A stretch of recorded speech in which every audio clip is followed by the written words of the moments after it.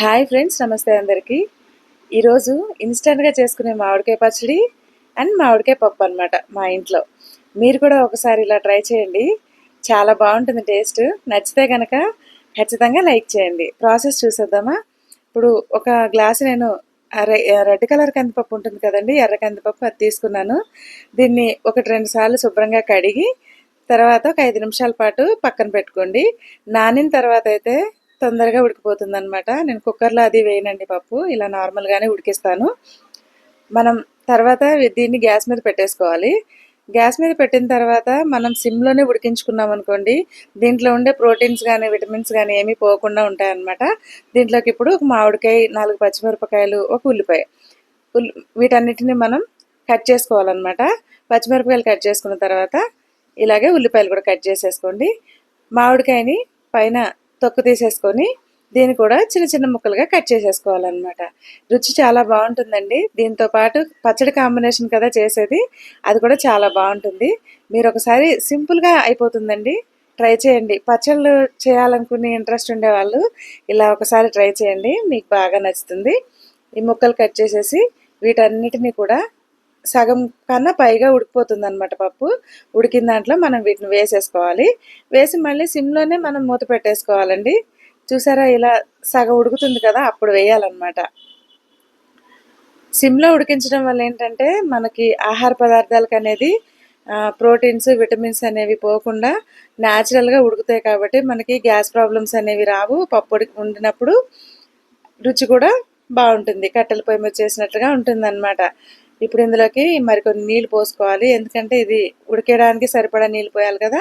ఇప్పుడు కొద్దిగా పసుపు, మీ కారానికి తగ్గట్టుగా, స్పైసీనెస్కి తగ్గట్టుగా కారం వేసుకోండి. పులుపు ఉంటుంది కాబట్టి నేను కొద్దిగా కారం ఎక్కువ వేసాను. దీన్ని మళ్ళీ మూత పెట్టేయాలి. ఉప్పు మనం తర్వాత వేసుకోవాలండి. ఇప్పుడు దీంట్లోకి మనం కాంబినేషన్ పచ్చడి చేస్తానని చెప్పాను కదా, దీనికోసం ఒక 2 మామిడికాయలు తీసుకున్నానండి. మామిడికాయల పైన చెక్కు తీసేసుకొని చిన్న చిన్న ముక్కలుగా కట్ చేసేసుకోవాలి.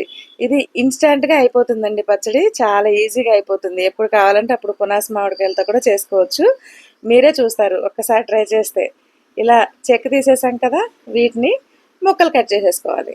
దీన్ని ఇప్పుడు మిక్సీ గిన్నెలోకి మనం కొలుచుకునే అలా ఏం అవసరం లేదండి, డైరెక్ట్గా ముక్కలను వేసేసుకొని, మీకు కారం ఎంత తింటారని అనుకుంటే అంత కారం, మీరు ఎంత కారం వేసారో అందులో సగం ఉప్పు, నేను ఉజ్జాయింపుని వేసేసాను, నాకు అలవాటే కాబట్టి. కొద్దిగా పసుపు. ఇప్పుడు మనం కారం చూసారు కదా, ఇది నార్మల్గా నేను కూరల్లో వాడే కారమే వేసేస్తున్నాను, పచ్చడి కారం అవసరం లేదు. ఉప్పు వేసిన దానికి డబల్ కారం వేసేసుకోండి. దీన్ని మళ్ళీ మనం 4 ఎల్లుల్లిపాయలు కూడా వేసుకొని మిక్సీ పట్టేసుకోవాలి. మిక్సీ పట్టేటప్పుడు ఒకసారి జస్ట్ మిక్సీని ఆన్ చేసి ఆఫ్ చేసి ఇలా స్పూన్తో తిప్పుతూ ఉండాలండి. వాటర్ ఏమీ వేయాల్సిన అవసరం లేదు, ఉప్పు వేసాం కదా. దీనికి ఇది వాటర్ అనేది ఊరిపోతుంది అనమాట.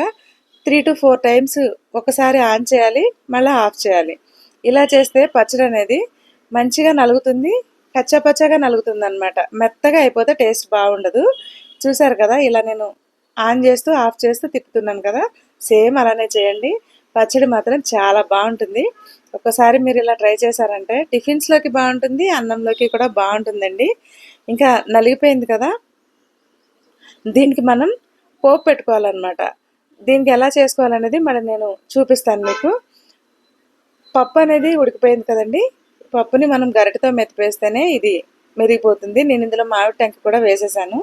ఇప్పుడు దీంట్లో ఉప్పు వేసుకోవాలి. మామిడి టెంక చిన్నప్పుడు మా అమ్మగారు వేసేవాళ్ళు, పప్పులో తినేటప్పుడు భలే రుచిగా ఉంటుంది. అది ఒకసారి మీరు కూడా ట్రై చేయండి. ఇలా కడాయి పెట్టుకొని ఆయిల్ వేసుకున్నాను. దీంట్లో కాంబినేషన్ నేను చల్లమిరపకాయలు అంటారు కదండి, మజ్జిగ మిరపకాయలు అని కూడా అంటారు, వాటిని వేయించుకుంటున్నాను. కొన్ని వడియాలు కూడా వేయించుకున్నానండి. తర్వాత ఈ మజ్జిగ మిరపకాయలు ఎలా చేస్తారనేది కూడా నేను నెక్స్ట్ వీడియోలో అప్లోడ్ చేస్తాను.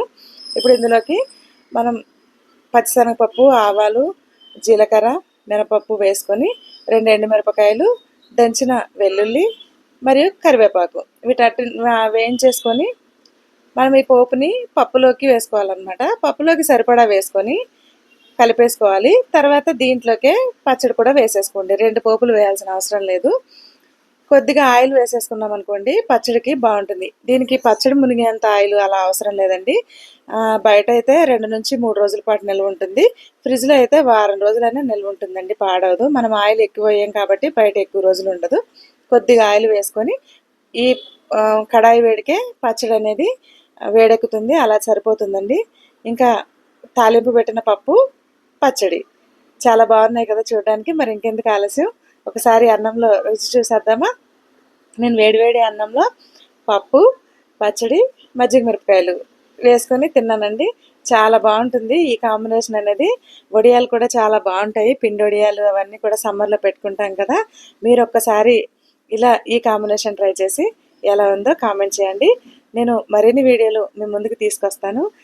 మనం ఎన్ని రకాల కొత్త వంటలు నేర్చుకున్నా అమ్మమ్మల కాలం నాటి ఇలాంటి ఆవకాయ, రోటి పచ్చళ్ళు అండ్ పప్పులు, మజ్జిగ మిరపకాయలు ఇలాంటి మన ట్రెడిషనల్ వంటలే మనకి చాలా రుచినిస్తాయండి. మన పిల్లలకి కూడా ఆ రుచులనే మనం అలవాటు చేయాలి. నచ్చితే కనుక లైక్ చేయండి. Thank you all.